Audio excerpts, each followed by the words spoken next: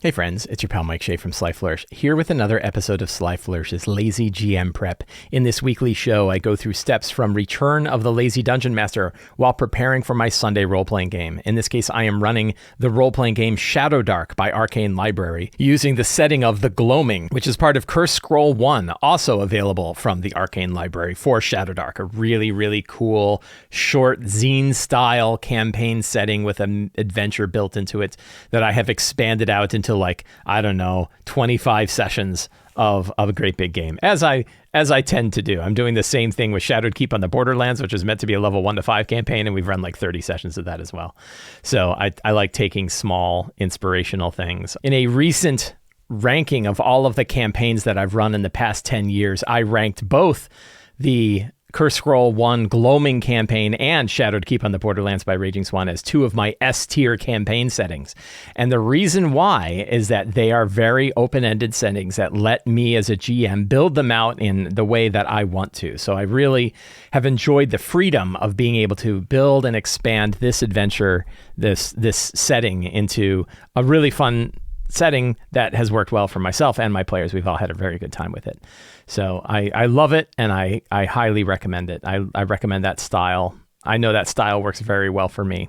I got lots of good comments on that video, and lots of people who have different feelings on it. Lots of people who said, hey, your F tier was actually my S tier. And you're like, cool, that's how this works, right? We all like different things. But I know what now. I have a better idea of what works well for me, and this style of campaign works very well for me. This show, like all of the work of Sly Flourish, is brought to you by the patrons of Sly Flourish. If you want to join the awesome Lazy DM community over on Discord, if you want to help me put on shows like this and support me for the work that I do, and you want really awesome RPG tools that you can use at your game, the best thing you can do is subscribe to the Sly Flourish Patreon. There is a link in the show notes. It is very reasonably priced, and you get a whole ton of stuff and get to talk to a whole ton of really cool people, and you get to help me keep putting on shows like this with your support from Patreon.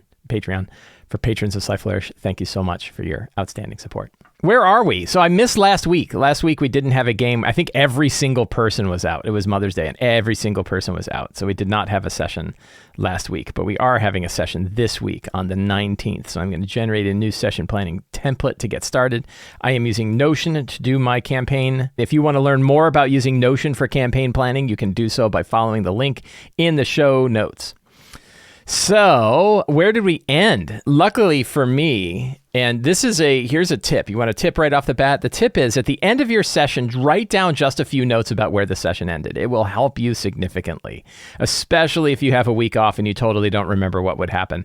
I might even go so far as to say you should take notes to be clear, like you really don't remember where things ended.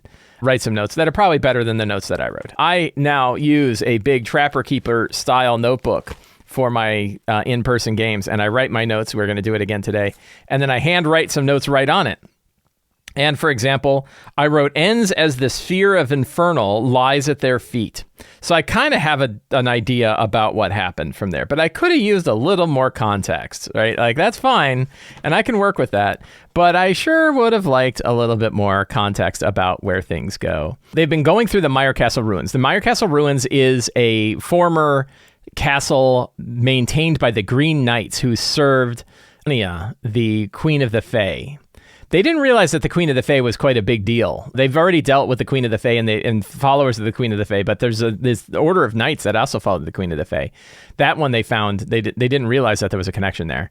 So they went to the castle ruins. They crawled through it. They found out that there was a weird cult operating out of there, which is actually cultists tied to the Knights of St. Yidris, and they were trying to summon a big, nasty demon thing. They were reanimating the knights as undead. The characters fought these cultists, slew them, and when they killed them, they received this sphere, an infernal sphere. And that infernal sphere is what they were using to, I think they were summoning devils. I think I had more devil summoning than I did undead, than the creation of undead. But they killed those cultists, and now they have the sphere at their feet. So I think the big question is retrieval of the sphere infernal, we'll call it. And that awards some XP. This is a pretty powerful artifact. And we will look at the treasure I can't remember if it's in the treasure tables in here. We have weapons and armor. Legendary treasure is 10. I think we're going to go ahead and offer 10 experience points for the Sphere Infernal. It's a lot, but it's a big deal. So we're going to have that. But then they also, so there's the whole aspect of the Green Knights, which is actually in it. The soaring stronghold of the Green Knights now sits deserted. Hazy light filtered through shattered stained glass windows. Slain warriors still roam its halls in an unending battle between the Green Knights and the surviving offshoot, the Knights of St. Idris. A weapon both sides claim, the Emerald Blade, stands in a stone pedestal surrounded by the living dead. It's a +2 bastard sword that allows its wielders to speak to wild animals. So they know about the Emerald Blade. And I think they... Queen Knight, and what was her name? Solara holds the Emerald Blade. She gifts it. She bequeaths it. I don't know. So she gives it the characters under one condition: end the life of Saint Idris and end the curse of the Knights of Saint Idris forever. It is also, I mean, is this considered a legendary weapon as well? Do I drop another 10 experience points? I feel kind of bad because like 2 of the characters aren't going to be there. I think I'm going to award both of them experience points even though they're not there. Staff of Ord, a Genie's Wish. I mean, I think I'm going to knock them both to 7 experience points. Not quite 10 each because 10 each is a lot, but 7 experience for that. That's 14 experience points they get. And I am gonna, I'm gonna give that to the players who aren't there. Their characters will receive it as well, which I'm sure violates Shadowdark tenets for some people. But I've never been, and like in my adult life, certainly, like people, the idea that like only the players who are there should receive awards, especially rewards for leveling and experience points and stuff like that, never sat well with me because it's like, I guess the argument would be, well, they should have been there. And if they really wanted to be there, then they should get it. But, people have lives. People have real life stuff going on. So I think like, yeah, I don't know that it actually benefits people very much to miss out on things. So I think I will award those. Maybe I'll just ask the group and see how they feel about it. The 4 people that are going to be there today. So that's a strong start. So who are the characters? The characters are Morgan. Morgan, the elf warlock, is not going to be there. Tribble, the halfling burglar, is deceased.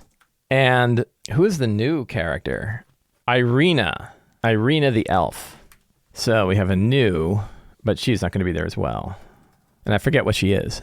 I don't remember what character. I think she's a warlock. I think she's also a warlock. And her thing is she's a warlock of Almazats, which actually seems weird, but could be shockingly handy. I'm going to add this into my template so that I don't have to remember it next time. So we edit my template here. Here we go. Morgan is the character that's been there since the very beginning. Her player is not there today, so no worries about Morgan being killed. We always have to think about like when Morgan dies, if Morgan dies, what will happen then? She came very close. She was almost killed. She came within 2 die rolls. She had to succeed on 2 different die rolls to succeed, and she did. So it's not that I'm trying to keep her alive. It's that she actually does live. Uralt, a former knight of St. Yidris, is here. Lauren, the goblin scout leader, is there. Dazder, the human witch frog shaman, is there. And Calum, the elf wizard, is there. Those are going to be the 4 characters for today's game. And so let's see.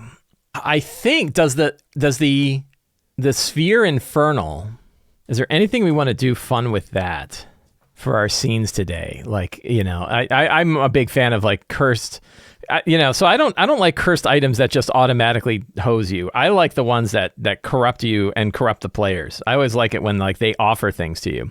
So does this one contains a piece? Maybe this is a secret or clue. There is a demon. Let's see. Let's open our notes here and let's look at last week's notes because I had some stuff in here. They went to a hellish world known as Kelsavir, but there is a demon, Bacchus. Let's see. Now, Bacchus they slew. Mokabir. Mokabir is the name of the... Let's see. So let's grab some secrets and clues from the last session, and then we'll cut it back to... We will We'll figure out which ones we still need. St. Yidris is a knight in the service of Titania who battled demons and devils in other worlds. At one point, he pushed them back to another hellish world known as Kelsevere. We'll keep that one, even though I think they saw that. The rift couldn't be closed in this side, so Yidris, the Green Knight, went to the other side and closed it. All thought Yidris had gone and was named a saint, but then he returned. And that began the civil war between the Green Knights and the Knights of St. Yidris. I think that, so these are all, I don't think they learned all of these, and these are really important. 3 priests of St. Yidris have come to Meyer Castle Ruins to build a reserve army of undead. We get rid of that. Priests are actually devils. We did that. St. Yidris brought an artifact from Kelsevere, able to draw the dead back to unlife. The head priest, a horned dead will name it. Yes, it carries a wand of unlife. We turned that into a sphere, a hellish sphere. Book of the Psalms of Molkabir. Do we want to do something with the psalm? That the psalms are kind of cool. Treasure. We have the Emerald Blade. We have the Sphere Infernal. And I can't spell Molkabir. It's my own monster name, and I can't spell it. The Psalms of Molkabir. I don't know if we want to... I think there's something about like having that book could be pretty interesting. I don't know. I'm not sure about that. The rift close on this side, blah, blah, blah, blah. Artifact to draw the dead back. St. Yidris rests beneath Greywall Priory. St. Yidris has been hollowed up in Aranese, known as Molkabir. Haldren travel, and then we have the Haldren stuff. Haldren traveled to the village of Nighthaven on the edge of the Shimmering Valley, the subterranean Shimmering Valley, where orcish followers of Gedi, the god of feast, mirth, and wilds, reside. Narrow path along the Shimmering Valley leads to the underground keep known as Last Watch, demonic keep of the Shimmering Valley. This keep is the lair of the followers of Ramlot the Pillager, Ramlot of the Horde. The orcs of Ramlot worship at an altar to their dark god who holds in its hands a sphere of pure darkness and annihilation. Olgar, a Glabrazo in service of Ramlot, rules over the orcs of Last Watch. Olgar the Glabrazo is in league with St. Yidris. Spies of the Knights of St. Yidris warned the orcs of Ramlot, the source of orcs of Ramlot of, what's his name? Haldren's coming, and suggested that he make a wonderful sacrifice on their bloody slab to their dark god Ramlot. Those are all pretty good secrets and clues. Some of them are directly relevant to the current situation in the game. Other ones are relevant to their future path. So, let's see. Today we're going to just yank those two because I know they're not going to be there. So retrieving the Sphere Infernal. All right, that's the first thing. Is there anything else that happens? They're in the lowest levels of the Greywall Priory, of the Meyer Temple, the Meyer Castle ruins. We could have some servants of Titania show up. Mercenaries of Titania. And what would they want? They would ask, well, let's see. I don't know if I want to do that. Here's a thought, and we'll see if this plays out. They want the Sphere Infernal so that they can bring it back to Titania. Titania specifically wants the Sphere Infernal because of how dangerous it is. And they'll be sure to let Titania know that it was the characters who got it, but of course they're not very trustworthy. So then there's a question of like, do the characters keep the Sphere Infernal, or do they give it over to these followers of Titania? Who would make good followers of Titania? Let's take a look. We need, monsters. We'll go with like forest because that would have Fey stuff in it. We could have some centaurs show up. Centaur mercenaries. They're level 3. That feels about right. 14 hit points, 2 attacks, spears or longbows. They can move quickly. So I think, I dig that, right? Centaur mercenaries of Titania show up. How many show up? We could do my favorite. I don't have my dice handy. Crap. 2d3 Centaur mercenaries. Why do I like 2d3? Because it's a nice curve between 2 and 6 with an average of 4. 2d3 is a nice one. How do you do 2d3? You roll 2d6 and divide by 2. The Centaur mercenaries show up. The what do we would call them? The splayed hoof. What's a good name for them? Black hoof. Call them the Black Hoof Centaur mercenaries. Even they are not bold enough to ask for the Emerald Blade because they know that it was gifted from the Night Queen to the characters, and they're not going to break that. That would be like, but that orb. We could also have them pull a bit of Let's Make a Deal. And the Let's Make a Deal is, we'll give you 200 gold for it, or whatever is in this bag, or we'll stab you in the face. And you have to choose, which one you want to do. I think that's kind of fun. And the bag will be a random roll on the legendary. So I'm not going to tell them what's in it. And I'm going to roll for it myself and look and be like, I'm not going to even tell them what the roll was. So they don't know if it was high or low, because higher rolls are better. But I am going to roll on like the tier 10 table, like the top tier table. And then they'll trade whatever's in the bag. I think that would be pretty funny. So I think we'll do that. And then they have some choices. And those choices are go to the Greywall Priory and face the Knights of St. Idris with a goal of killing them, possessed by devil, or head to the Vile Well.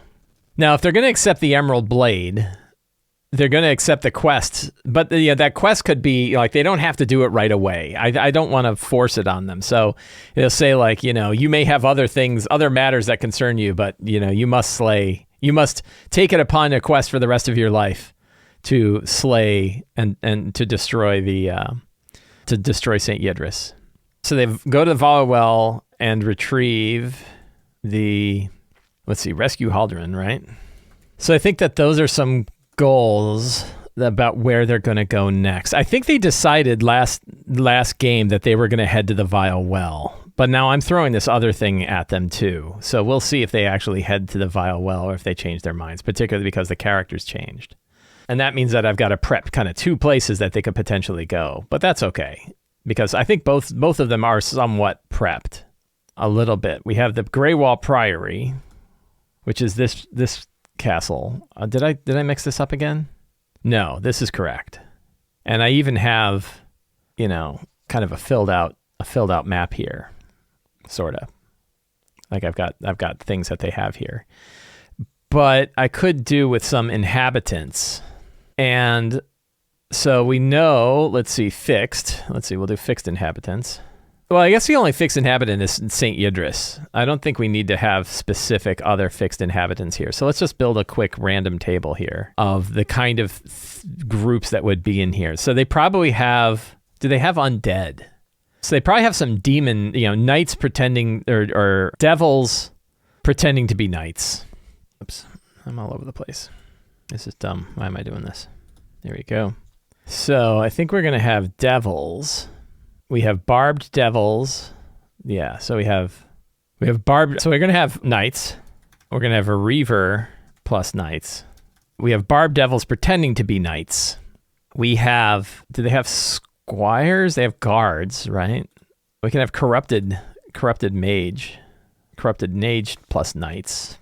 We can have apprehensive guards is a good one. What else? Primordial slime. I don't know that one. I missed these guys. I could have used that primordial slime. Should have read my own book. Read the book I own. Do we have mercenary thugs? Nah. What other kind of inquisitive imps would be a good one? Any other kind of critters that would be wandering around the Greywall Priory? There's a couple of ways to go about setting something like this up, which is you could set up like more of a situation, like really figuring out how many of these different guards and knights are there so that if they mobilize and stuff like that. I mean, and we could do a little bit. So like how many reavers? So we'll do a random table. Do I have an eighth? No, I have 6. That's fine. 6 is good. You don't really need many more.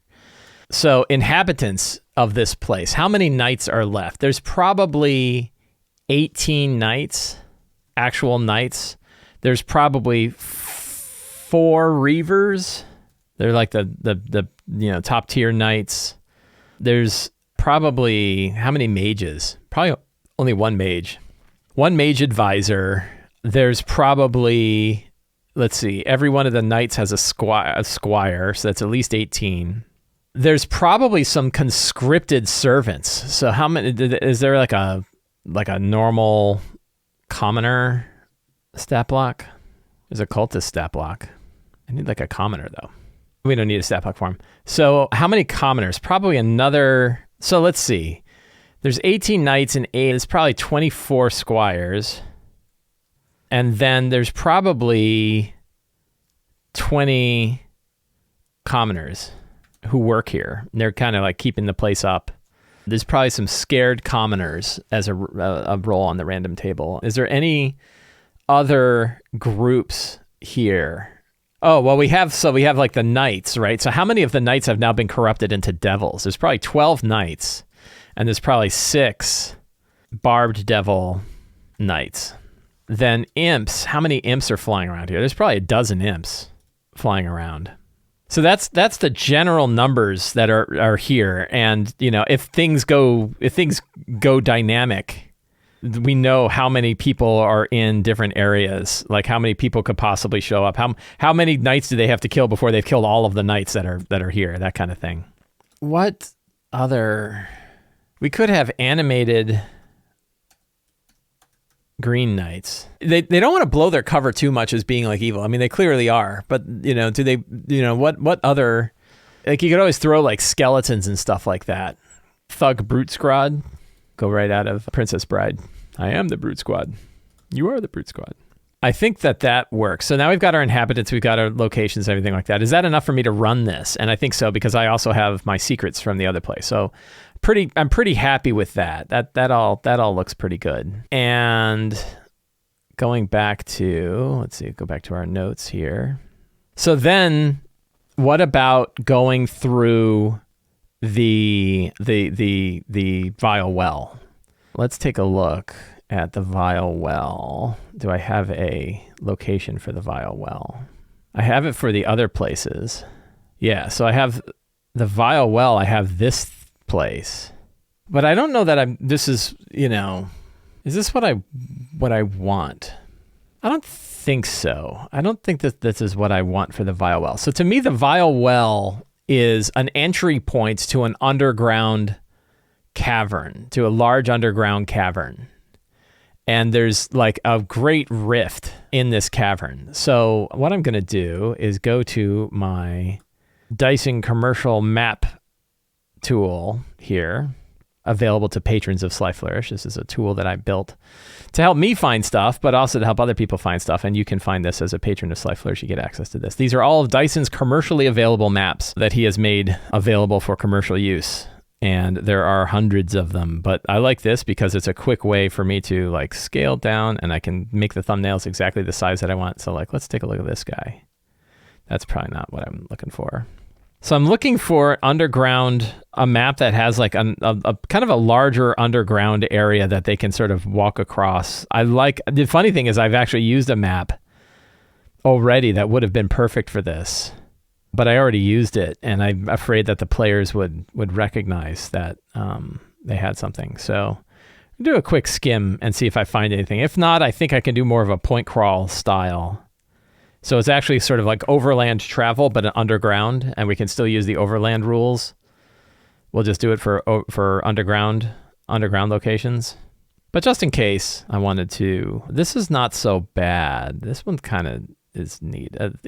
We could pretend that the open area here is not water, and that the well like drops them down into like one of these chambers, and then they go out and they see this just huge rift, bottomless chasm, and they have to go make their way across the bottomless chasm and along these walkways, either the northern walkway or the southern walkway.